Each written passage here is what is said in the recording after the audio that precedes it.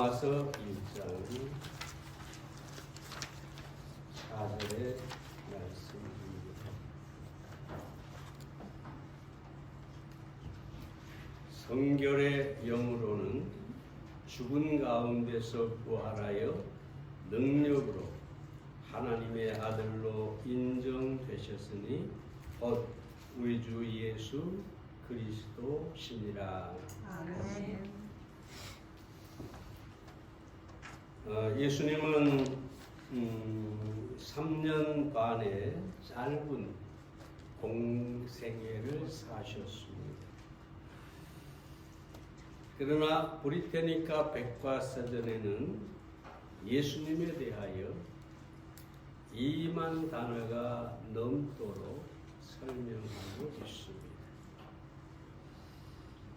예수님에 대한 이런 설명은 아리스토텔레스나 알렉산더나 율리우스 시저너, 나폴레옹에게 할애한 것보다 훨씬 더 많은 페이지를 기록하고 있다는 것입니다.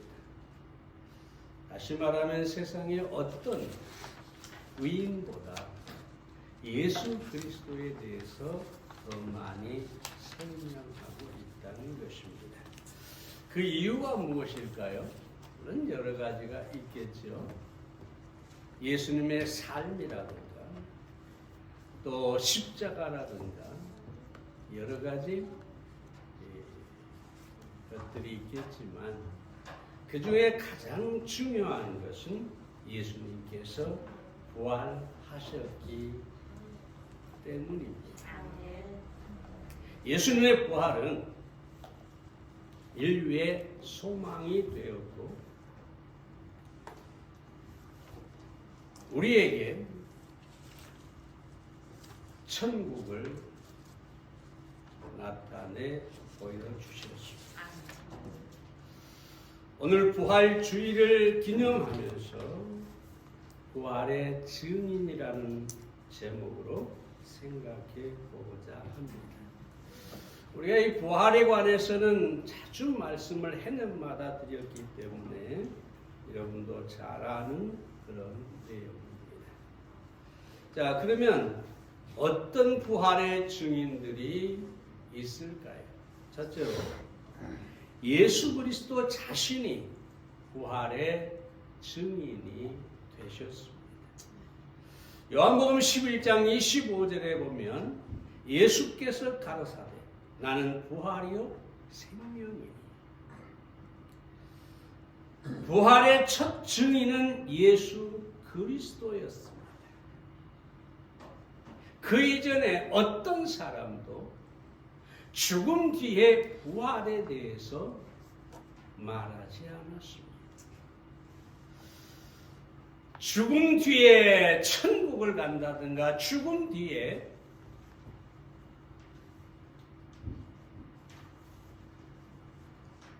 좋은 곳에 가거나 아니면 지옥에 가거나 이런 얘기들은 있었지만 그 누구도 죽은 자의 부활에 대해서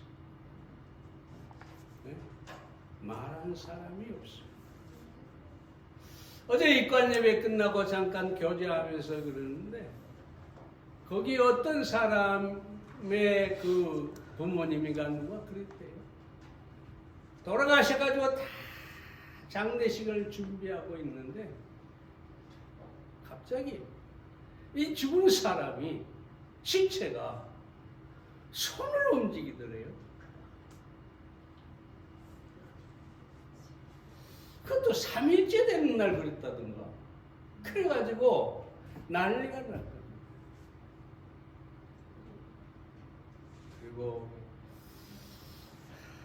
기억력이 참 문제예요. 2달인가 2년인가를 살다가 돌아가셨다는데 여러분 이것은 부활이 아니고 회생입니다. 회생. 그 생명이 그 호흡이 다시 돌아온 것일 뿐이에요. 나사로도 마찬가지죠. 부활이 아니라 회생입니다. 그의 생명이 다시 돌아왔다가 결국은 죽었지. 그래서 이것은 부활이 아닙니다. 근데 예수님께서 말씀하신 부활은 말 그대로 새로운 몸으로 살아나는 것을 말하고 있는 것입니다. 요한복음 2장 19절에서도 예수님께서 이 성전을 내가 사흘 동안에 일으키리라. 그러면서 성경이 뭐라고 하느냐? 바로 이 성전은 예수님의 육체를 가리킵니다. 그리고 사흘 만에 부활할 것이다 라는 것을 말씀하신 것이다 라고 합니다. 이처럼 예수님은 이 외에도 수없이 나는 부활할 것이다, 나는 살아날 것이다, 나는 죽은 뒤에 사흘 후에 반드시 내가 살아나리라 계속해서 말씀하시고 증거하셨죠. 그래서 영국 캠브리지 대학교 교수였던 C.S. 루이스 박사가 이렇게 얘기하죠. 우리는 예수님을 앞에 놓고 중간 노선을 택할 수 없다. 좌우 양자 택일을 해야 된다. 무릎을 꿇고 나의 주 나의 하나님이라고 고백하든지 아니면 사기꾼으로 몰아 발로 차 버리든지 둘 중에 하나를 택해야 한다. 무슨 말입니까?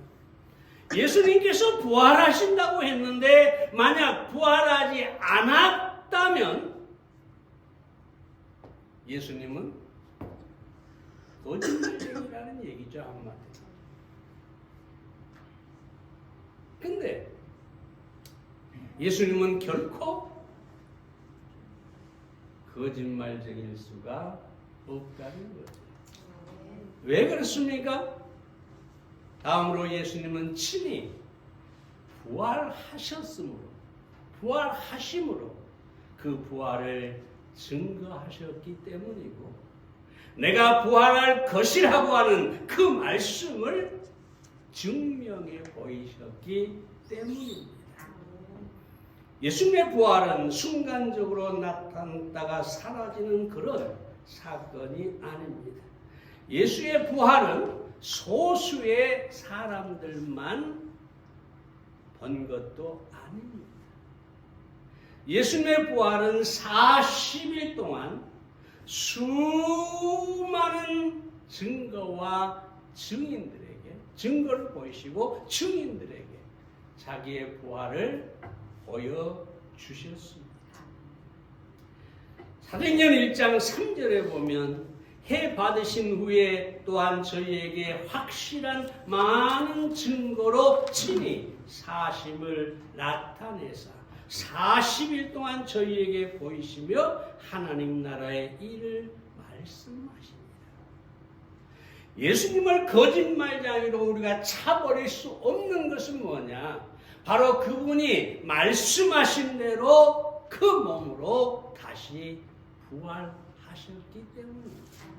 그리고 그 부활은 비밀리에 이루어진 것이 아니라 40일 동안 수많은 사람들에게 나타난 것이기 때문입니다.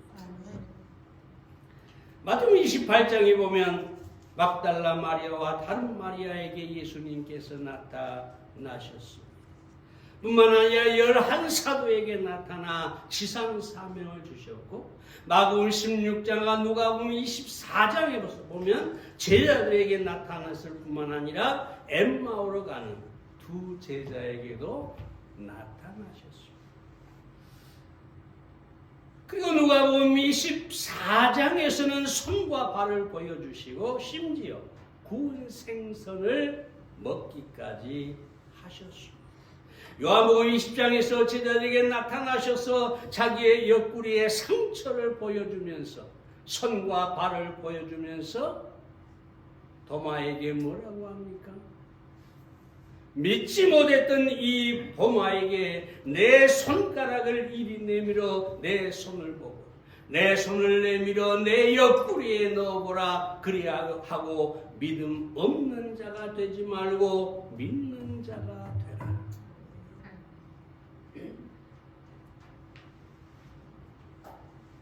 뿐만 아니라 요한복음 21장에 보면은 예수님께서 티베리아 바닷가에 나타나서 제자들에게 그물을 배 오른편에 던지라. 그리고 많은 고기를 잡게 하신 것을 보게 됩니다. 이외에도 예수님은 수많은 증거로 자신의 부활을 보여주셨는데, 사랑 여러분, 그 부활은 확실한 것입니다. 이스라엘 무덤은 그 예전에 한번 그 그림으로 보여드렸습니다만, 이 큰 그 바위산에 굴을 뚫고 거기다 시체를 안치한 다음에 아주 큰 돌을, 보통 사람이 움직일 수 없는 돌을 그 입구에 굴려서 이렇게 가로막아 놓습니다. 그래서 마리아가 다른 마리아와 다른 마리아가 그 무덤에 가면서 무슨 걱정을 합니까? 누가 우리를 위해서 돌을 옮겨주겠느냐? 그러니까 이 두 여자도 돌을 옮길 수 없을 만큼 아주 큰 돌로 막혀 있다는 것이죠. 근데 어떤 사람들은 예수님께서 십자가에 죽은 것이 아니라 아까 말씀드린 것처럼 잠깐 숨이 멎었다가 그 무덤에 넣었는데 회생을 하셨다. 그래서 스스로 문을 열고 돌문을 굴리고 도망을 갔다.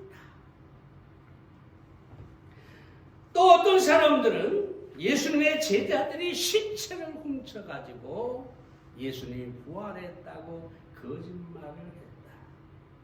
근데 여러분, 불가능한 일이죠. 왜냐? 이 거대한 무덤의 돌에는 빌라도의 인장이, 아무도 이 돌무덤을, 이 돌을 움직이지 못하도록 총독의 인장을 거기에 붙여놨고, 거기다가 로마의 군병들이 창을 들고 그 주변에서 경계를 쓰고 있었습니다.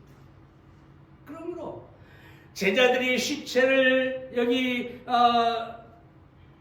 훔쳐서 부활했다, 있을 수 없는 일이고, 예수님이 그 십자가에 달려 엄청난 피를 흘리고 죽으신 그분이 아무리 회생을 했다고 해도 돌문을 굴리고 군사들을 피해서 도망갈 수는 없는 것이다.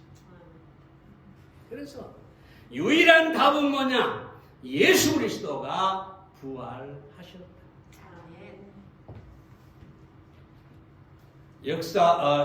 영국이 낳은 세계적인 역사학자 토마스 아놀드라는 분이 예수님의 부활에 대해서 아주 깊이 연구를 했어요.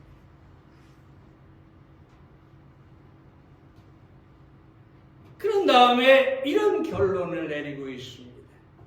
예수 그리스도의 생애와 죽음 그리고 부활에 대하여 만족할 만한 증거를 내보일 수 있다. 나 자신도 다른 사람들을 설득시키기 위해서가 아니라 나 스스로 만족스러운 답을 얻기 위하여 여러 번 조사를 하였다. 그리고는 여러 해 동안 다른 시대의 역사에 대해 연구하였고 저자와 기록들을 관찰해 보았다. 그러나 하나님께서 우리에게 주신 기적, 즉 예수 그리스도께서 죽으셨고 죽은 자 가운데서 다시 살아나신 사건보다 더 완전하게 증명할 수 있는 사실들이 인류 역사에는 없다는 것을 알았다. 어떤 광신자가 말한 게 아니에요. 어떤 무지한 사람이 억지를 주장한 게 아니에요. 세계적인 역사학자가 다른 사람들을 설득하려고 아니라 자기 자신이 믿고 싶어서 자기를 위하여 확실하게 연구하고 또 연구하고 수집하고 또 수집해서 내린 결론이 뭐냐? 예수 그리스도의 부활처럼 확실한 것은 없다. 그러므로 사랑하는 여러분, 예수님은 부활을 말씀하실 뿐만 아니라 친히 부활하셔서 자신의 부활을 많은 사람들에게 증거하셨습니다. 이보다 더 확실한 것이 어디에 있겠습니까? 다른 무엇으로 예수님의 부활을 설명할 수 있겠습니까? 모든 종교의 창시자나 모든 철학자들의 무덤은 지금도 그대로 존재하고 있고 그 안에 실체들이 있습니다. 인류의 역사에 단 한 분 예수 그리스도의 무덤만 비어 있습니다. 그러므로 예수 그리스도의 부활은 확실한 사실입니다. 두 번째로 사도들이 예수님의 부활을 증거했습니다. 사도행전 4장 33절 말씀을 봅니다. 사도들이 큰 권능과 주 예수 부활을 예수의 부활을 증거하니 우리가 큰 은혜를 얻어.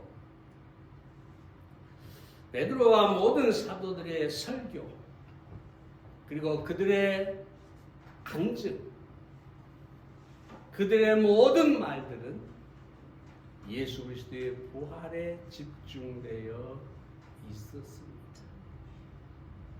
여러분, 제자들의 이 사도들의 설교를 보세요. 사도행전은 잘 나와 있지 않습니까?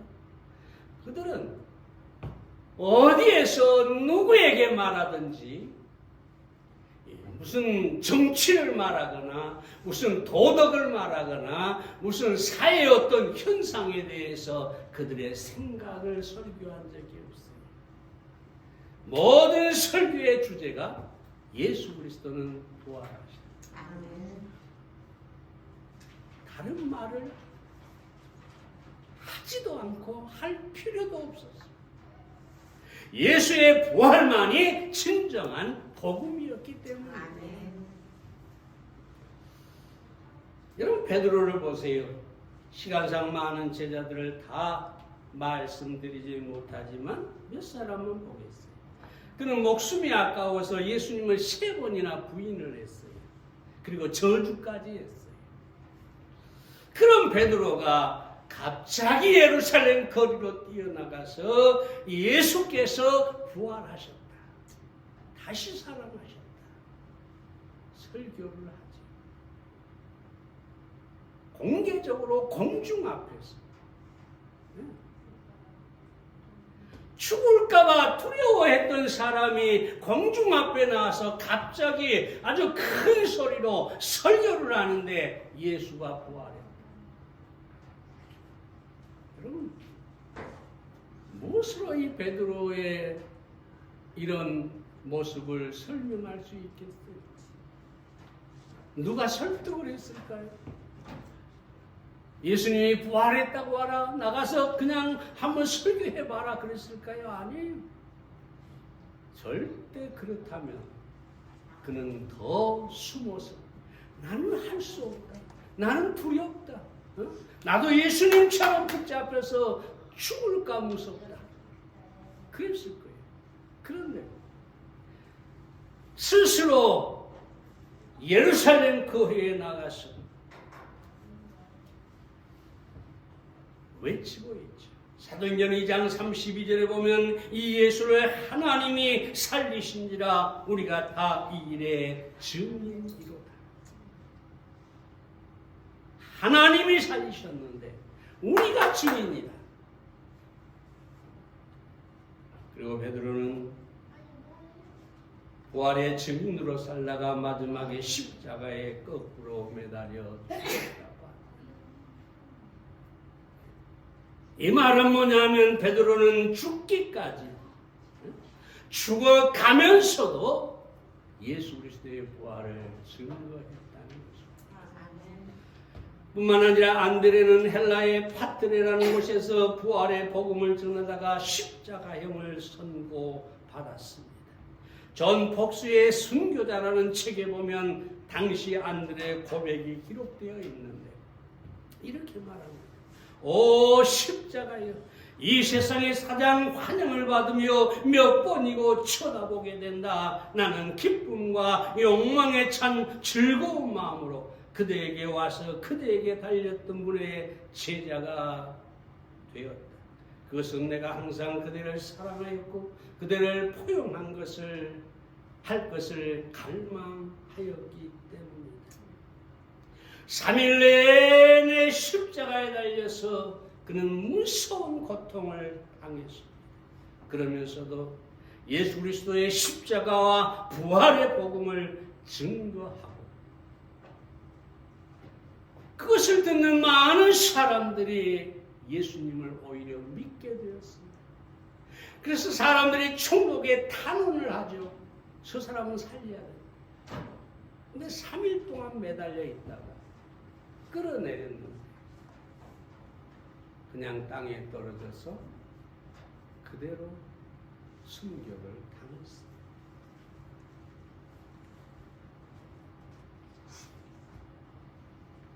요한은 누구보다 예수님의 신성과 부활을 증거한 사람이죠. 요한은 에베소서 복음을 전하다가 로마의 도미시안 황제에게 잡혀서 끓는 기름가마 속에 집어 던져졌습니다.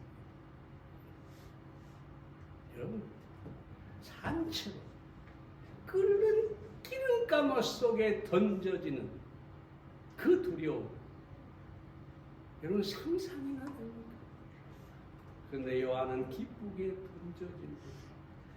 근데 신기하게 기름가마 속에 던져졌는데 죽지를 않아서 결국 거기서 꺼내서 밤모섬이라는 곳에 유배를 보내버렸어요.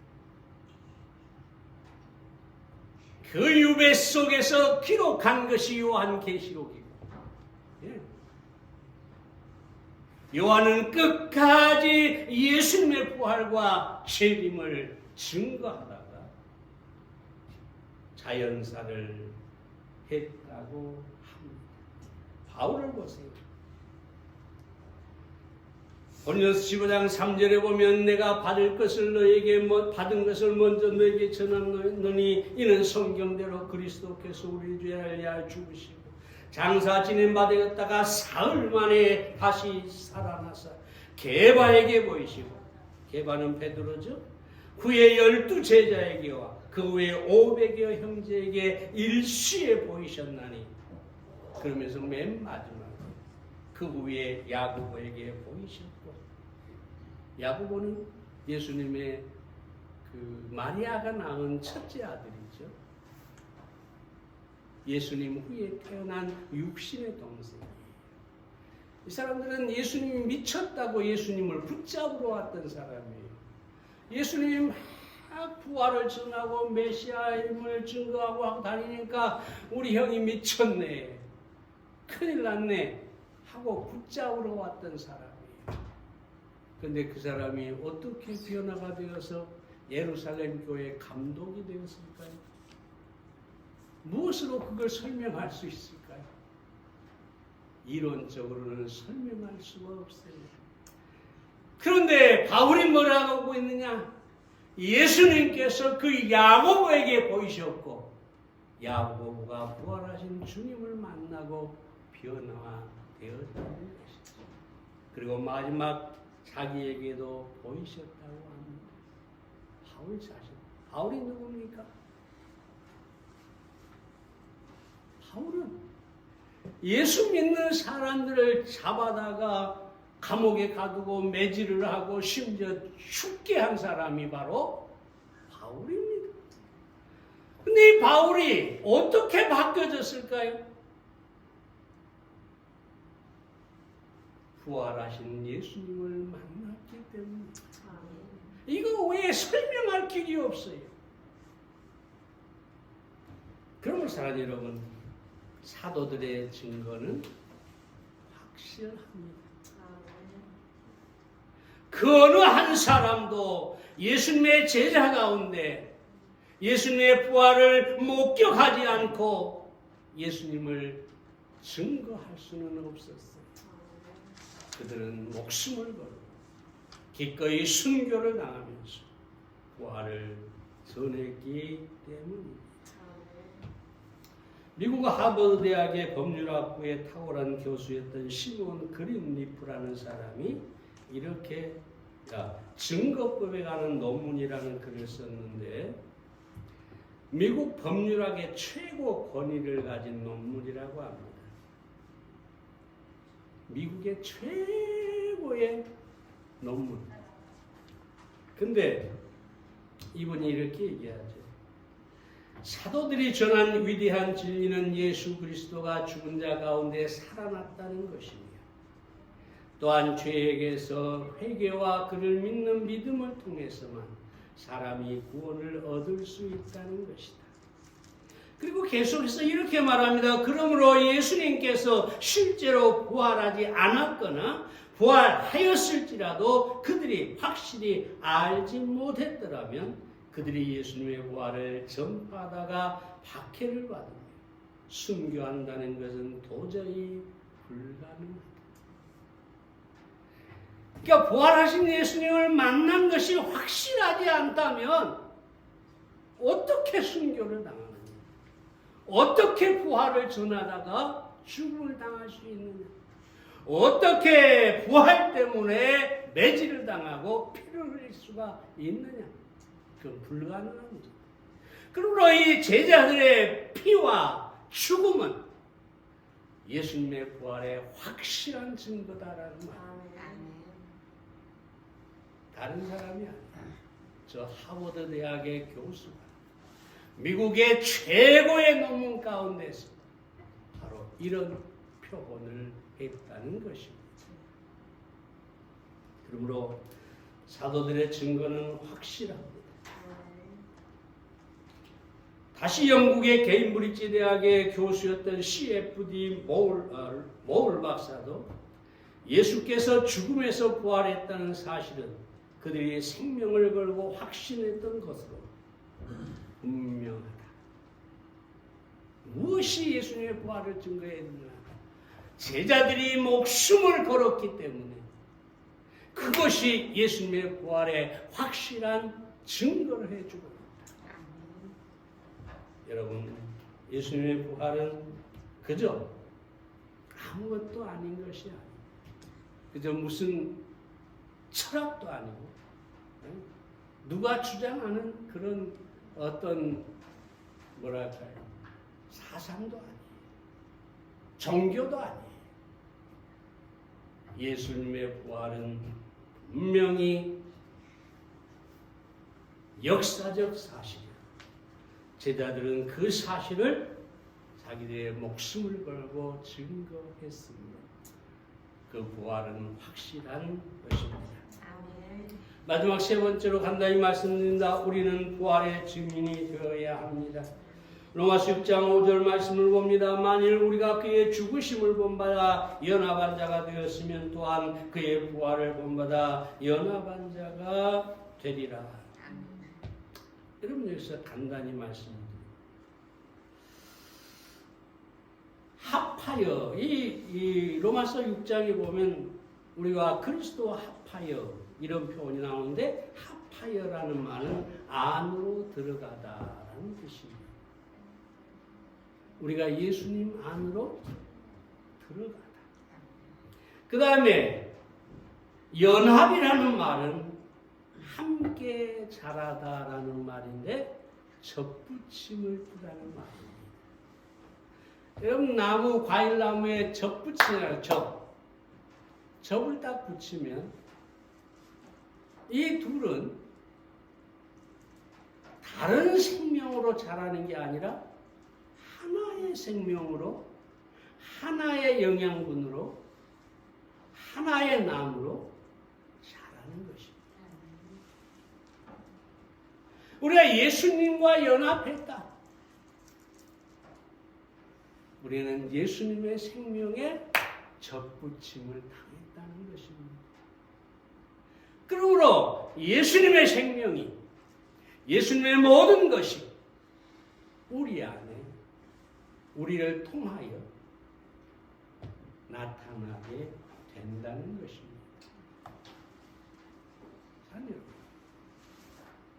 그러므로 우리는 예수님의 생명, 부활의 생명을 가지고 있습니다.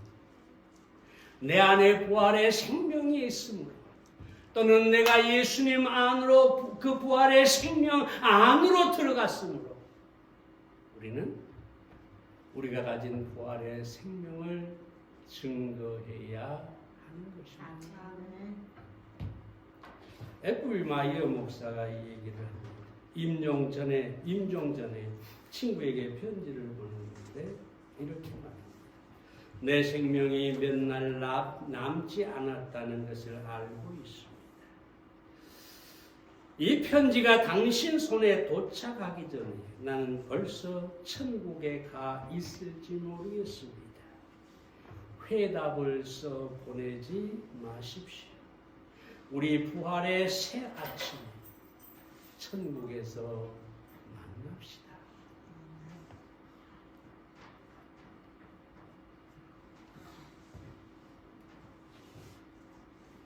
이 F.B. 마이어 목사는 부활에 대한 부활의 생명을 가지고 이 부활에 대해서 확신하고 있었다는 것입니다.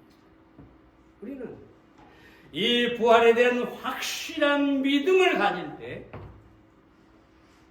다른 사람에게 예수님의 부활을 증거할 수 있게 될 것입니다. 두려워하지 마세요. 부끄러워하지 마세요. 예수님이 부활하셨다. 상대방이 미쳤냐 할지라도 결코 두려워하지 마세요. 나는 내가 아는 사실, 내가 믿은 사실을 증거하기만 하면 됩니다. 제자들이 그랬으니까. 이 제자들이 부활을 증거했지만 사람들이 믿지 못하고 오히려 그들을 죽였지 않습니까? 사람들이 우리를 좀 비난하면 어떻습니까? 무식하다 하면 어떻습니까? 어떻게 그것을 믿느냐고 불신하면 어떻습니까? 우리는 제자들처럼 우리가 가진 부활의 생명, 예수 그리스도의 부활을 확실하게 증거하는 사람들이 되어야 하겠습니다. 기도하겠습니다.